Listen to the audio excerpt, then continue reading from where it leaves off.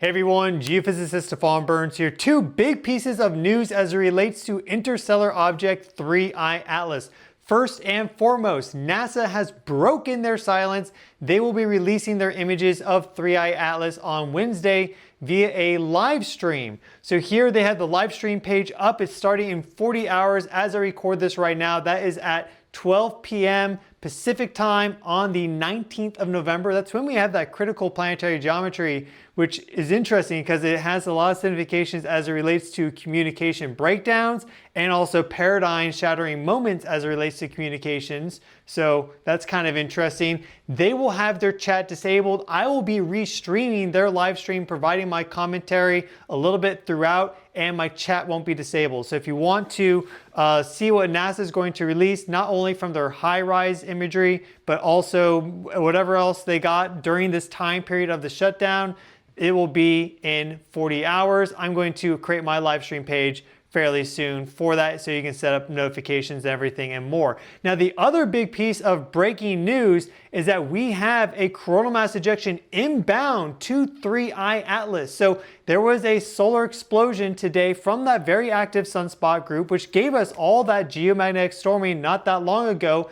It blasted off a new coronal mass ejection, not the biggest one, but a direct shot towards 3I Atlas. And so that's going to impact around the 22nd at around 12 Universal Time. According to this space weather model, we're looking down on the ecliptic plane here. So here's the sun, there's the Earth, here's Venus. I plotted in 3I Atlas based off of its data, its orbital trajectory and more, and we see it gets clipped right there. So these space weather models are not 100% reflective of reality, but in general, they're pretty good, and this looks like a surefire shot. We can look at our chronograph imagery to see that hit to 3I Atlas. We see this coronal mass ejection launch out here to the side. So it's not Earth direct in any way. This sunspot group is now on the other side of the sun, just out of view. We kind of saw the explosion because it's still close to the limb, but that is headed off to 3I Atlas. And remember that 3I Atlas right now is slightly above the ecliptic plane,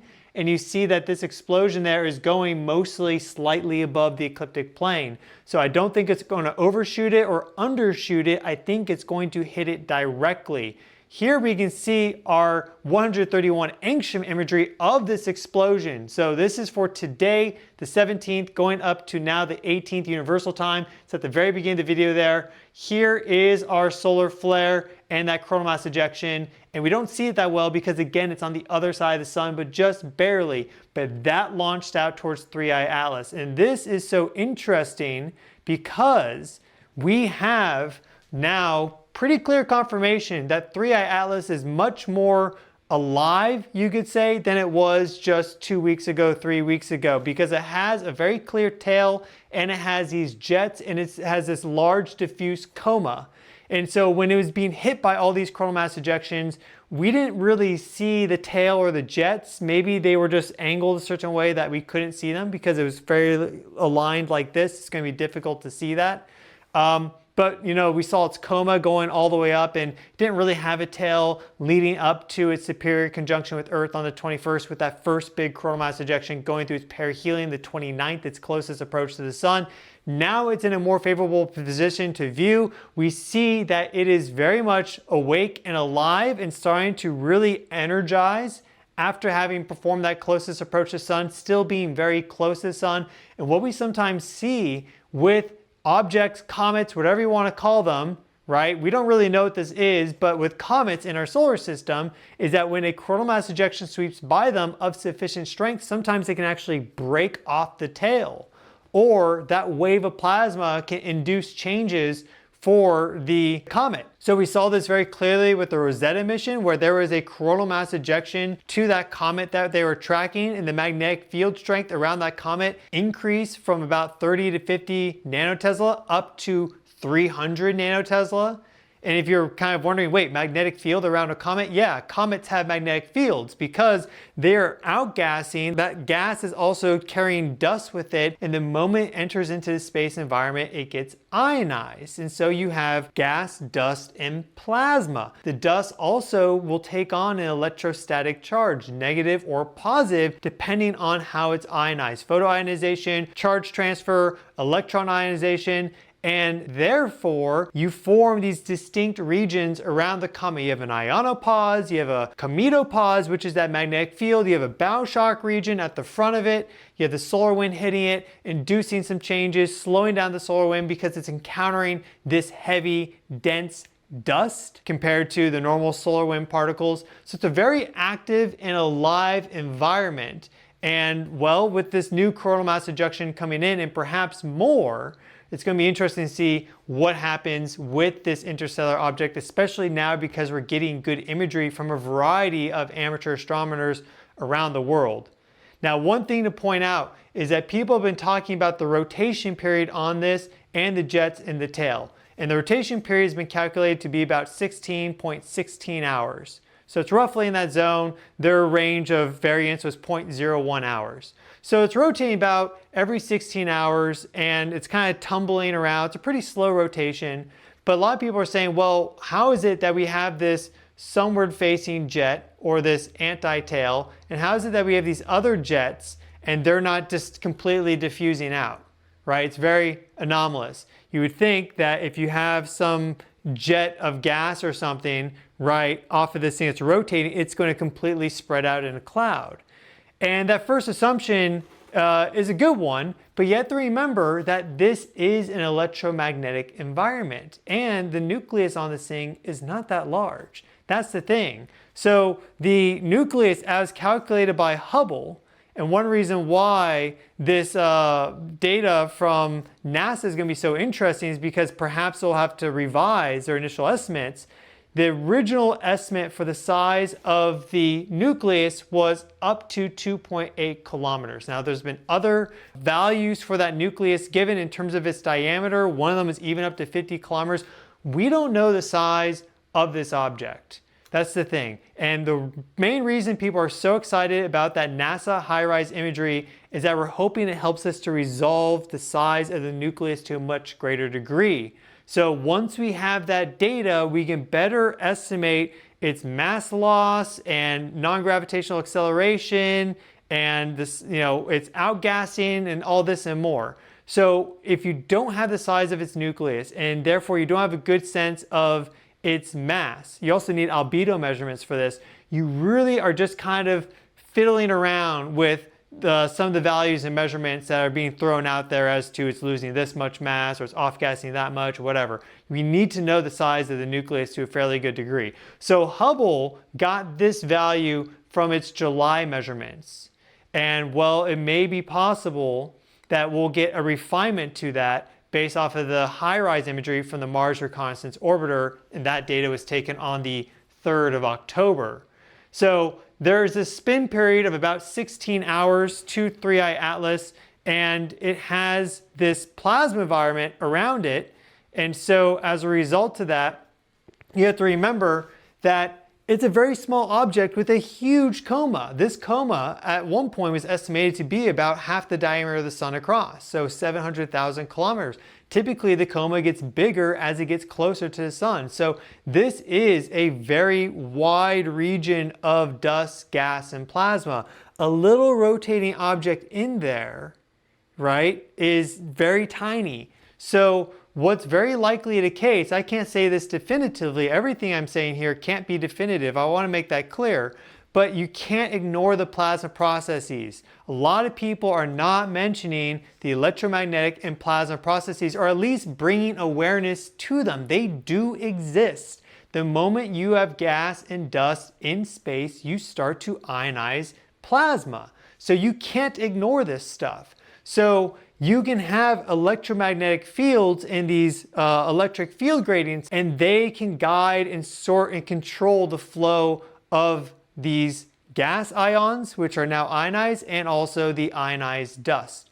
So you can have something, I'm not saying this is the case 100%, but you can have something that's rotating slowly and it's very tiny, but then within the larger nucleus, which has this plasma electromagnetic environment to it, that can still perhaps create these channels where things are being funneled to. And that's how you could get these stable jets, even though the object itself is rotating. That is one potential explanation that is well grounded in plasma physics, complex dusty plasma physics that doesn't require an explanation of, let's say, aliens or technology. Though that could also be, another explanation, but we just don't really have evidence of that. And if they were aliens or technology that were sent to Earth, right? That was the big thing a couple weeks ago. Everyone was talking about it's going to cause a black swan event. It never happened. It's still on its exact original trajectory. So, I think this plasma angle is probably the correct angle, but that's my own thoughts based off my own research. I recommend you do your own research. So we see that 3i Atlas is continuing along its trajectory. We see that here with the sky live, and we can go back to today, the 17th. We see where it is right here. And it's only going to get better and better viewing conditions as we move forward from Earth. So we go forward, let's just hit play and watch that. As it gets further along and its closest approach to the sun is on the 19th of December, it's going to get easier to view because we're at a more oblique angle. So we're going to start to see that tail more laterally rather than back during its perihelion in that superior conjunction, where the tail, if it existed at that point, would stretch effectively directly behind it, so we saw very little of it. We couldn't really see it, plus the glare of the sun. So that's important. And another thing I want to mention too here is just some basics, okay? There's a lot of stuff going around as it relates to 3i Atlas, and there's different live streams people are doing. And I think it's great that people are engaging with people directly and teaching about astronomy and more, but you have to be aware of some of these basic things that I'm not seeing some of these people do, okay? So I wrote up this Twitter post, and it's very simple. I don't need to read this because it's very simple. When you're taking photos of these dim objects, because 3i Atlas is quite dim, right? It's not Venus or Jupiter in the sky or Sirius, it's quite dim.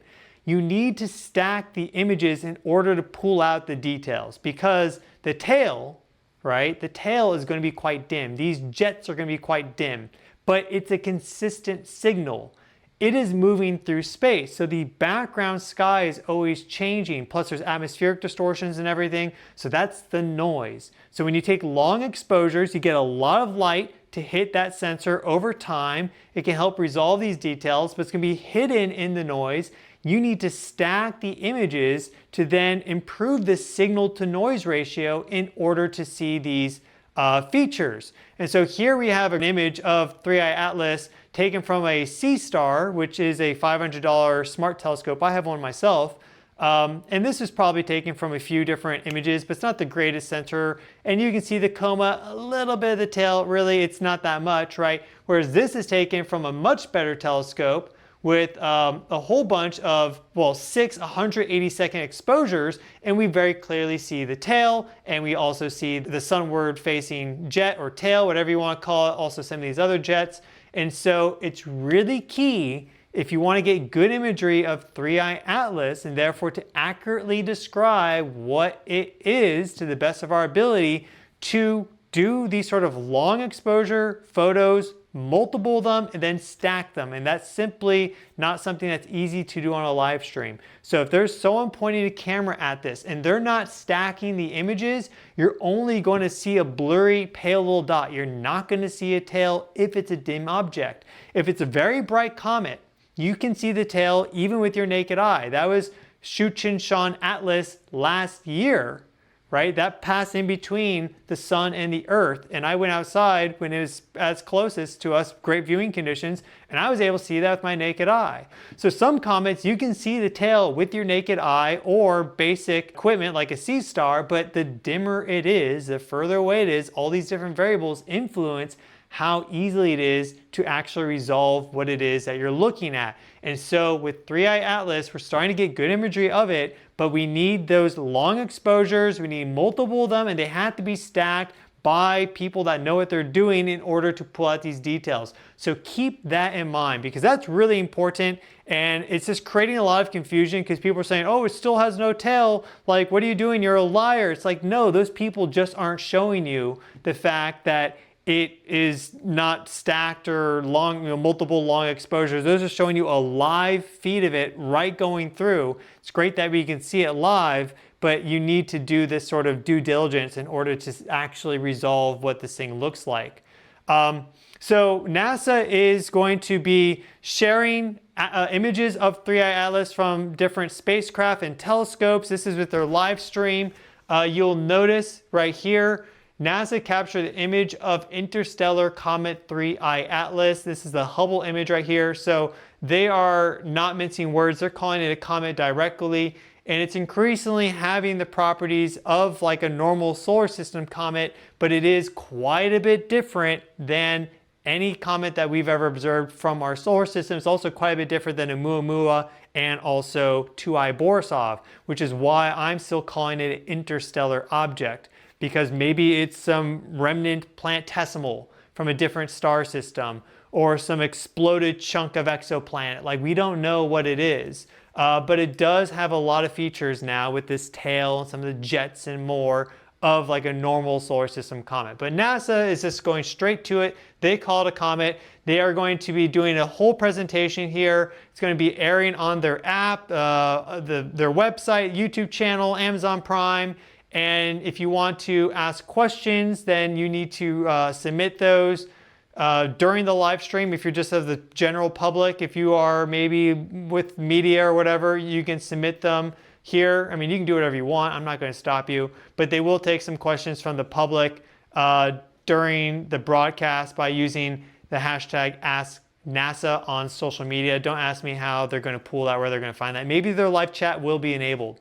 I don't know. I just know that I'll have it on my channel. So this is their live stream page. I'm just going to take this and directly present it to you as well. And that will be on my YouTube channel here. So this is my handle, Stefan Burns. Make sure you just bookmark this. If you want to see how to find the live streams, there's different tabs here. You have the videos tab. For example, you have the live stream tab. My videos live on both because I do both videos and live streams. There's also a community section, and then there's posts that I do and playlists and whatever, right? There's a whole bunch of stuff. So I'll create this live stream page soon. You'll see that, and then you can just click the notification or whatever for that. So that is the update on Interstellar Object 3i Atlas that I have for you today. This is still developing as it relates to the story of this coronal mass ejection hitting 3i Atlas. That's going to occur roughly on the 22nd of November, and then we're going to have to wait until a little bit later after that to see how maybe 3i Atlas has changed. If we're lucky, we'll get a tail disconnection event from that coronal mass ejection impact, and we'll be able to track that in real time. So that'll be really cool, but we just don't know until it happens. And we're pretty sure it's going to hit, but it's not a guaranteed thing. So I want to make that very clear. It's definitely not guaranteed that we are going to get a hit to 3i Atlas from this coronal mass ejection, though the space weather model shows it going basically right towards it. And as I talked about, it's lined on the right inclination to it as well. So that is the update for you. I've been your host, Stefan Burns. And if you like this shirt that I'm wearing, Explore the Cosmos Within, this is official channel merch. This is available on the website earthevolution.com/store. Just wanted to mention this to you. We're doing a big shipment out on Wednesday. So if you pick something up soon, we'll ship it out to you right away. And there's a whole bunch of stuff here other than merch. We have the Boom Shakalaka shirt. Here's the Cosmos Within shirt. Comes in white as well, as you can see. And the artwork on the back from my father, Lee Burns there, of the Cosmic Pyramids. Really great stuff. We also, as many of you know and have already picked up, we have the Interstellar 3i Atlas long sleeve. This is, I think, probably the first merch that came out for Interstellar 3i Atlas. And it's great because it has some artwork on the back. It's very simple. It's super comfy and warm.